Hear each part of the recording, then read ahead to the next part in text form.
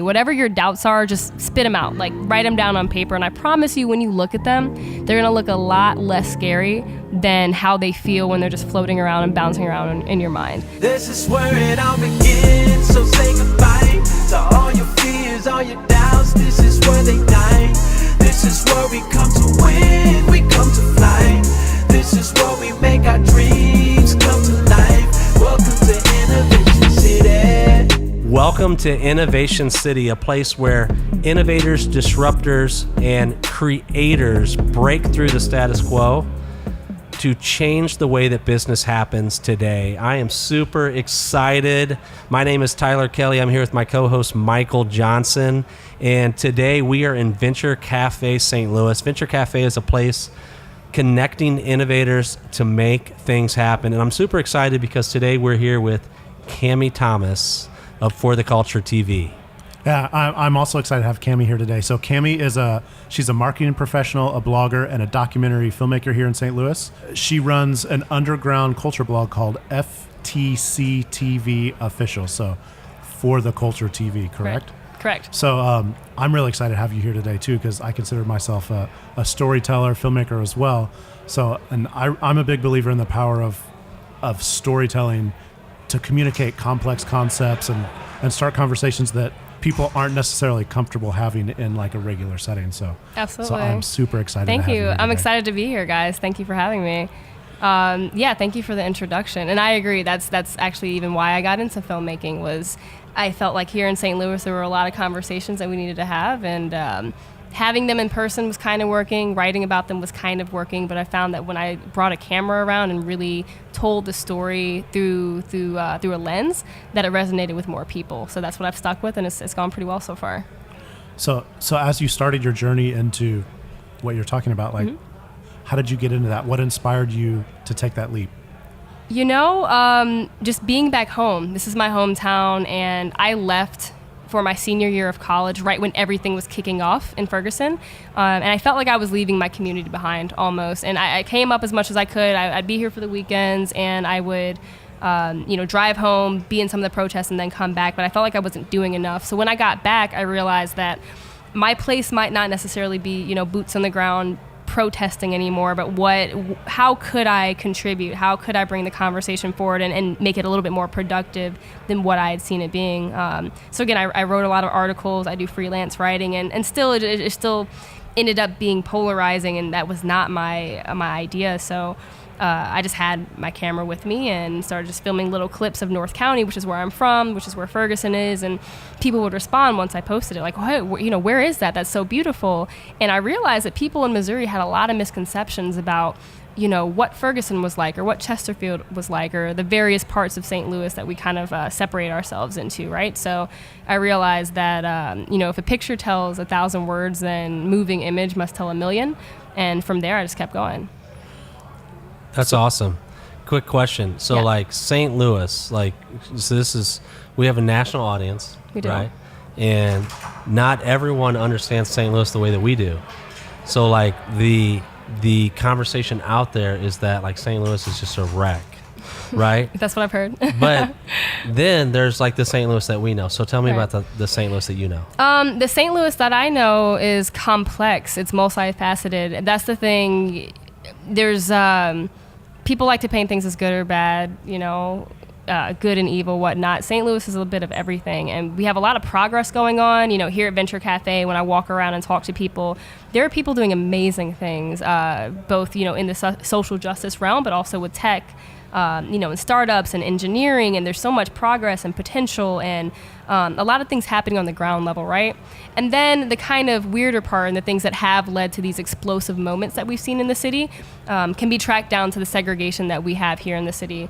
And the reason it's unique here is that I feel as if we're sort of in a place in 2018 where a lot of other cities might have been, let's say, in the 1970s or something too. So it's almost like stepping in a time machine. If you want to do a case study on how segregation was, you don't need to do research. You can just come to St. Louis and kind of experience it for yourself. So it's got a mix of both. But, I went to school in another city. I travel a lot. And even when I was in Sweden, even people saying, oh, you're from that place. That's where all the riots and the fires were. And say, that's a very important part of our history, but it's just kind of a drop in the ocean as far as what St. Louis has to offer. So we have a lot going on here. Very, very complex city for sure.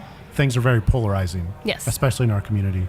Instead of being polarizing, like I understand that you like have a goal to bring some commonality to people, if I'm understanding correctly. So tell me about that a little bit. So what I noticed when I moved back home after a lot of things in Ferguson and North County had calmed down was that the city still didn't seem to have had the conversations that I think we needed to really truly move past that and clear the smoke, of all that tension. But what I noticed is when I tried to have conversations that it didn't matter who it was with, and myself included, I'm guilty of this. People get defensive. I get defensive. And by no fault of our own, it's just we have our personal experiences which lead to our personal biases. And it's very hard to rethink everything you've known and the way you've grown up and everything like that. Again, speaking for myself as well. So I was thinking, okay, every time we get into conversations about really important things, about things that need to be talked about, we end up arguing at the end or end up kind of just waiting for the other person to stop talking so that we can say our piece, right? And I realized we're not getting anywhere, and it does no one any favors when we kind of stick to our guns and don't let our guards down. So with all of my content, what I'm trying to do, honestly not pushing anything or pushing people to go beyond where they're ready, but just serving as an introduction of, hey, here's a slightly different way to look at something. Here's a slightly different way to look at this town that maybe you've painted this way or that way, and starting to bring people together. Because you can't force someone to see your view, but when you really sit down and hear each other's stories, you realize, hey, there's a lot of parallels. We're not all that different. And then from there, maybe you can actually get the work done. The work can't be done until you trust each other and respect each other enough to be able to collaborate. So that's my goal there, is to get people to a place where they can at least start having productive conversations. Are there ways that you've found to kind of break through that? Like people have this reality that they've painted for themselves, but how do you break through that initial wall people build up into a reality that maybe they don't understand yet? I would say, relating just again back to St. Louis and conversations that I've had here since I've moved back, the best way to do that is to there's human nature, right? There are things that are common in the human experience, no matter who you are, where you are, color, race, age, whatnot. Sadness. Everyone has felt sadness in some way or another, maybe for different reasons. We've all felt anger. We've all felt proud of ourselves. We've all felt maybe disappointed in ourselves. There are things that with the human experience, you will at some point encounter. And what I've realized in my story sometimes, I would say something that someone couldn't relate to, right? Like I grew up in North County, but I went to school in a very sort of ritzy area in St. Louis. So every once in a while I would tell a story about my upbringing that people just could not relate with. But if I went with what we had in common, so the human experience of I felt sad in this moment and kind of leading with that, people can relate to it, and it starts to kind of have a place in their heart where it's just naming an experience that they can't relate to doesn't. So I try to start off there, right? I try to start off with, hey, this is what we have in common. And once they kind of feel that emotion too, saying, hey, or getting someone to the point of, if that happened to me or if I were in your shoes, I would maybe feel that way as well. I love it. Making that emotional connection with the viewer. Yeah. Oh, that's crucial. And if you think about it, I like that you mentioned storytelling earlier as opposed to just digital content, because I do think that there's a difference.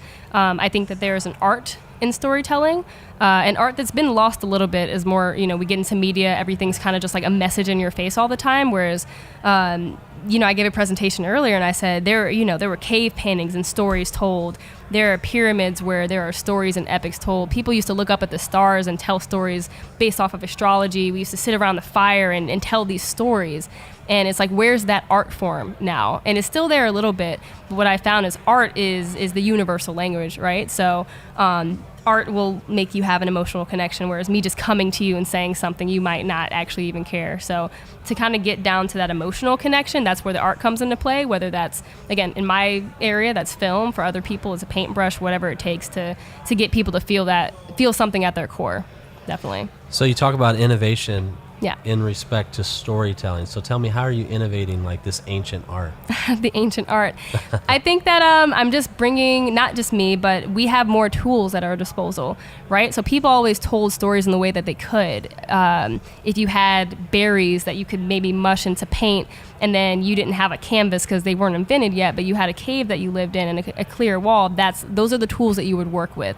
If language is restrictive, you're in another country and you can't really connect in that way, you work with what you can, even if it's hand movements or dance. Like I've been in other countries and I can't necessarily speak that language, but we're all on the dance floor and that's how we're going to connect. So I think that the way we can innovate with that now is, hey, we have, I could tell you about where I grew up, or I could, borrow my buddy's drone that just came out and, that fits in our park or in our pocket and shoots 4K footage and just show you where I grew up and show you the sunrise and the way I woke up every morning using that, using my camera, using our phones, using stabilizers. We can paint a better picture, almost as if we were putting someone in your actual shoes, making them relive your day. There's never been a point in history that we could do that.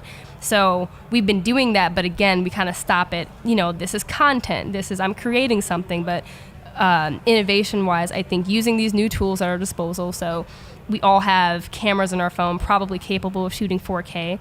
If you've got an iPhone or Android, we've got drones, we've got all these tools that we can use to sort of recreate or revive maybe that ancient art of good storytelling. And that's the future, right? Like Absolutely. People like taking these devices that are increasingly not very expensive, right? Mm-hmm. Like it's like the barrier to entry is very low. Right. So what does that future look like? What I hope it looks like is more connectivity. It's hard to relate to someone who lives 2,000 miles away in a country that you've never really heard of. It's hard to relate to them because you don't know what they know. You don't see what they see. You don't live through their day. But I think in the future, if you want to relate to someone, there might be a point where we can literally say, I want to step in the shoes of someone who's this age, this race, who grew up this way, live a day in the life, and pull up a piece of content that gets you as close as possible to that. I think as we move into that, as we should, we'll see more connectivity and less polarizing moments and more times of learning and of listening and figuring things out together. In the past, the tools were not accessible to everyone. So Right. There's an opportunity to hear a lot more voices than people are used to hearing. Definitely. So what does that create for like the average person? I think for the average person, it creates an opportunity of learning. They say right now is the information age, that we have more information at our disposal than ever before. I would love for us to see us continue with that, right? So before or moving forward, to have the opportunity to connect in a way that we never have before. So that's what I see for the average person is maybe they can't hop on a plane and then go talk to someone from another country, but maybe they can pull up a piece of content or a story, a visual story that'll help them connect. And again, the more that happens, the more the average person will be able to experience that and integrate that into their everyday life. So Forticulture TV, Yeah. curating and producing original content Yes. for the culture. Yes, exactly. Right? So kind of just give us a high-level overview of that. Okay. But really what I want to know is, like, what's the purpose of that? Like where's it going? Like, Okay. what's the goal? So the goal is what I found in media, different websites, right, is that you might see a cool music video or watch a nice dance video, or you'd see the end product of someone's art.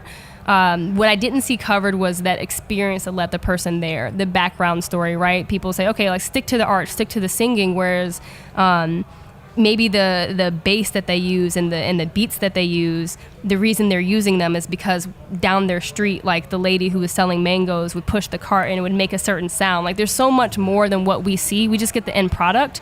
We don't get to see kind of that deeper dive into why they are how they are. So my goal for the culture is to take a deeper dive, to say, hey, you can appreciate the art, but here's the story behind the person who actually created that, right? And I think that as far as like cultural appropriation and just enjoying the art as opposed to kind of knowing the experience behind it is something obviously we've seen in the media a lot, and people getting a lot of flack about that. So just thinking like, hey, there's no room for that here. I mean, you just tell your story, like whoever you are, wherever you're from.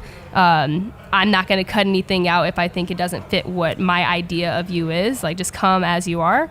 And, content wise, ideally moving forward, what I want is for 50% of the content to be from me and my team, and the other 50% to be from people around the country and eventually around the world who have said, hey, here's something going on in my own city. I talk about segregation in St. Louis. Maybe someone will talk about, immigration issues if they live in Dallas, and that's something that they're experiencing on a daily basis that I can't necessarily relate to. They'll share a piece of content that someone else can feel like, okay, I'm in their shoes now.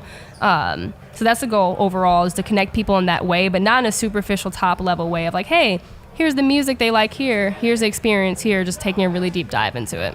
What are some of those stories that you've heard, or what's kind of the impact that you've seen of being able to tell some of those stories? So the impact I've seen just from my own story. So Smoke City was a mini documentary series that I dropped last November, where I just explored different areas of St. Louis and the bubbles that we live in. And people will call me or text me immediately and say, I had no idea that this is what Ferguson was like. For example, I went to Ferguson and covered it, and I talked about everything that went on in 2014, but for the most part, I just showed like, hey, this is a really average, boring, everyday suburb. And that in itself showed people, I had no idea how much it would challenge people's assumptions, because they said, I didn't know that's what it was like. And it pretty much changed everything they thought about the events afterwards. So that was a huge impact I saw personally. And then from there, people who have hit me up and said like, hey, thank you so much for letting me share my story. I've had musicians on who for the first time got to share more about their music or, personal things in their life, like their sexuality and things that have happened in their family and defining moments for them in school, who have never had the chance to actually tell that story, because when they've been interviewed, sometimes people don't necessarily want to hear about those deeper things. So I'd say those have been kind of the two biggest ones. People saying, hey, thank you for giving me the chance to actually tell my real story, the nitty gritty of it. And then on my end, just the local community coming to me and saying, thank you for showing me a side of St. Louis that I didn't even know that I had misconceptions about. So 50-50. Yeah. Local, national, produced, curated. Like, what does that look like in 5 years and 10 years when you are a national brand? I would love for it to be international. I would love for someone to hop on a For the Culture TV app and see what's going on in a small town in Japan, and then hop into Miami and see what's going on there. Ideally, I would like this to be the underground network for ground level culture, to go for real news from the ground, from the eyes of not from reporters and not from professional journalists, but just from the everyday people who are living it. So eventually I would like to see that be a part of everyone's life around the world. The idea of sharing content together, watching each other's, and just listening to good stories again. And that happens, and it will happen. Absolutely. And what does the world look like after that? I don't want to say world peace everywhere for all, because I know that there are factors a little bit more complicated than just communicating with each other, but I think there will be less misunderstandings. I hope that there are less misunderstandings. I hope that the biases we have about people that aren't based in personal experience, but are just based off of, things you've seen in the media, that those things will be challenged. Because again, bias is just personal experience. That is just the way you've lived. And if you've lived through something, that's yours. But there are some misconceptions and biases that we have that aren't even ours. It might not even be our parents. They just come from the media or something like that. So if we can kind of start from scratch in that way and tell the stories fresh from people, I think we'll get along a lot more than we have in the past, for sure. In my experience, and I grew up St. Louis, North County. Okay. And in my experience, it seems like that the people that are most like fearful of the unknown, which I think that's where like biases and negative perceptions come from. Absolutely. It's exactly that. Like, they just don't know. But in areas that like your neighbors, like the people that are around the corner or whatever, like you don't have those same feelings. So it's about just educating and maybe just making sure that the public's aware of who people are. I think so. I think it's the way I ended Smoke City was just saying go meet your neighbors, and I don't just mean the people next door to you. It's there might be someone 10 minutes away in St. Louis that you just never step into that area for whatever reason, and it's no, act like neighbors, go meet your neighbors, go introduce yourself. And that first step, it sounds so simple, right? Introduce yourself to someone, but that really does so much and goes so far. So either physically introduce yourself, or maybe look at their content take a dive into their life and into their world, and then, you know, vice versa. And that's another way of introducing yourself to someone, because that's where it starts. Where'd you grow up in North County? Just curious. Do you really want to know? I really want to know. I didn't want to make this a local St. Louis thing. Okay, fair enough. I went to Hazelwood Central. Really? Yeah. I would have. I would have went to Central. Here it is. Yeah. Totally. Yeah. Where'd you go to high school? Right. Yeah. St. Louis. Yeah. So I grew up in unincorporated North St. Louis County. I technically did too. Okay. I live in Barrington Downs. So. Oh my gosh. Yeah. So I basically like Greenway Chase. Yeah. Wow. Yeah. So you know my neighborhood. I know your neighborhood. Yeah. Your neighborhood is my neighborhood. Right behind Hazelwood Central. So like Right. you're on this side and I'm on this side. Exactly. Well, nice to meet you, neighbor. Yeah. Nice to meet you. I didn't grow up in North County. Okay. We'll show you around. Yeah. I mean, I've been there. I have family that lives there, so. Nice. Yeah. No, it's a great part of the town. My parents still live over there. Like they're never Same. leaving. So I don't know if mine are either. If they do, they're just because they're leaving the city. But no, I remember this is way back, but I remember when Barrington Downs was built. when it was still farmland. Yeah, and Yeah. when they built the pool, and like all of us like North County kids, we were like, how in the world are we gonna get to that pool? Because that was like we had never seen anything like that. It was I grew up like on the street of that pool, so Wow. most of my summers were just walking with my sister and my neighbor, hopping over the fence and hopping into the pool. That's awesome. Yeah, it's fun. This has been great. So we talked a little bit about like what life would look like once you achieve the goal, and I think like part of like what's happening all over the world in terms of like innovation cities is that like these conversations are happening, like companies or like media outlets like yours are like popping up and like really changing that conversation for the better. I think so too. You know? And it's exciting. It's amazing. It's truly amazing. And so I'm like, there's a lot of people out there that they want to do this. They might not think they can, or they might not know how. So like, what would you tell those people?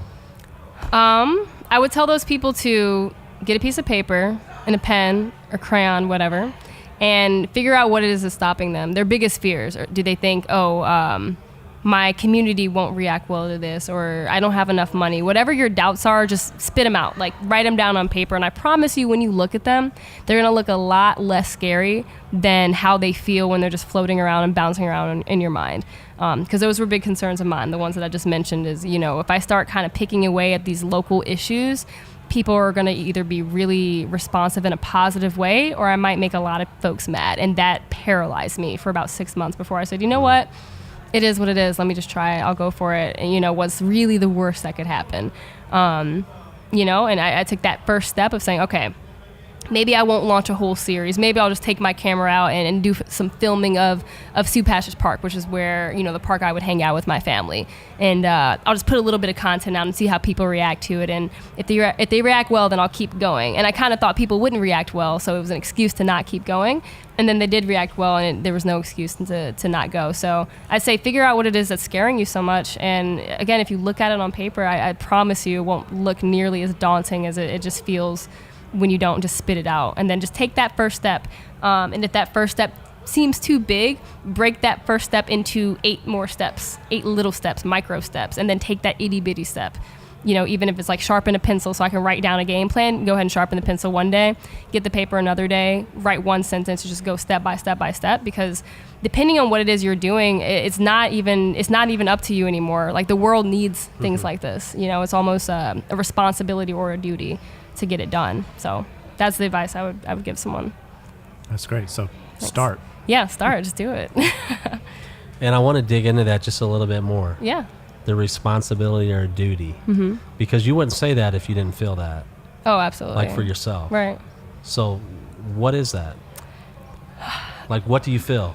I feel, a calling sounds cliche, but I feel like we all have to play our part. And we think of all these big problems that the city or the nation or the world has, and we see them as these big mountains of a problem that we can't chip away at. And if you think about it, if every single person, what are there, 7 billion people on this planet, probably nearing up on 8, but let's say 7 billion people, what if all of them did one tiny, tiny thing per day to address one of these big problems. You would think all of our problems would be absolved after a year, right? So I feel like each person has that responsibility, and for everyone it's different. For some people it's to be on the ground marching. For other people it's to, work in accounting and do really well and work ethically. For other folks it's making film. Like, we all have something that we're supposed to be doing to make the world a better place. So when you look at these big problems, you have to think, okay, what am I doing? Am I, if you think of a watch and of gears, and am I doing my part? So when I look at the world, it's like I can't complain about one thing until I think, okay, what am I doing about it? Because I moved back to St. Louis and I'm like, wow, it's really segregated. And then I ask myself, what am I doing about it? Am I just sitting here in the segregation and complaining? Like, that doesn't do anything for anyone. So, and if I'm blessed and in the position that I could leave St. Louis as far as getting a job or something, but there's a lot of folks who aren't. So I feel like I owe it to the people who maybe don't have the resources, or their kids and they can't go anywhere, to make this city the best it can be before I dare, leave. So no, it's absolutely a duty, 100%. I love that. I feel. Yeah. Thanks. This seems like a cheesy way to talk about it, but so as a storyteller, like, everybody's a storyteller in one absolutely. way. And so we have stories we tell ourselves, and you kind of have to get past that. Was there a point where you had to get past to realize this is your duty, like you can do something? Was there like an inner story you were telling yourself that you had to kind of change that? Yeah, so less about personal doubt and more about there was part of me that thought, okay, I can just leave. I'll just go find somewhere else. And that was what I had to get over. And I said, yes, I can, but should I? You can do a lot of things, but that was my internal fight is do I stay and put a lot of energy in re-tilling this soil, or do I just leave and go somewhere where this isn't such a big problem, or go somewhere that's like a little more picture perfect than what St. Louis is. And that was what I had to talk to myself about. And I had to ask myself, do I want to go somewhere where I'm consuming the culture, or do I want to go somewhere that I can help be a part of the new culture and a new standard? And, that answer was pretty obvious after a certain point. So that helped kind of push those doubts away a bit, for sure. I think the other interesting thing about, like, we talk about St. Louis does have a lot of problems, and there's a perception of maybe more problems, but every time there's a problem, there's an opportunity to innovate and create a solution that works for a large group of people outside of like where that problem exists as well. So exactly. I think that's a huge opportunity. And that's the cool thing about St. Louis is the issues that we do have are not necessarily unique to St. Louis. And I mean, if we can make it work here, like people can apply those lessons to other cities. And it's like we can have a global impact. We do have a global impact, but we can have an even bigger global impact if we start figuring out all these problems and we kind of use this as a testing ground to do so. I mean, imagine the game plans we can just hand over to other cities and say, hey, this worked here for us in 2018. This is something you should try in your city too. I mean, I think we have a duty to the rest of the world to make it happen here, for sure. Yeah, that's amazing. On a personal level, I think that like the people in our lives who bring us issues or conflict, they're like really gifts, right? Right. So like on an even larger level, St. Louis is a gift to all of us in that, like you said, when we figure this out, like we're going to change the world. Absolutely. So we just got to do the work to figure it out. For sure. Yes. All right. So For the Culture TV, yes, which is ftctvonline.com. It's ftctvofficial.com. Official. Thank you for correcting that. It's the official one. one. Might have to cut that one out. ftctvofficial.com. Absolutely. That's where you can find me. How can people give us all the deets the whole rundown? Yeah. Well, I'm super responsive on Twitter because I love to tweet. So my name on there and on Instagram is at Cami Cruz Thomas. So that's Cami, CAMI-CRUZTHOMAS. I almost forgot my last name. That's just my personal social media. And then FTC TV Official on Instagram and on Twitter. That's awesome. Yep. Before we cut, on Twitter, yes, recently, because we follow each other. Okay. Oh, we do. We do. You were like, it's Black History Month, and you have to know how to pronounce my name. Yep. So, like, for the show prep, we were like, okay, like, how do you pronounce your name?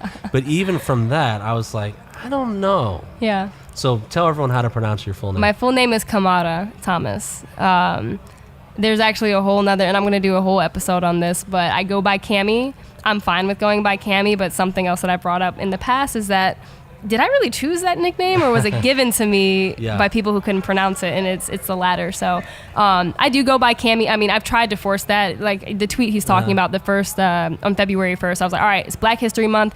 Y'all are calling me my real name. Like, I'm not going by Cami.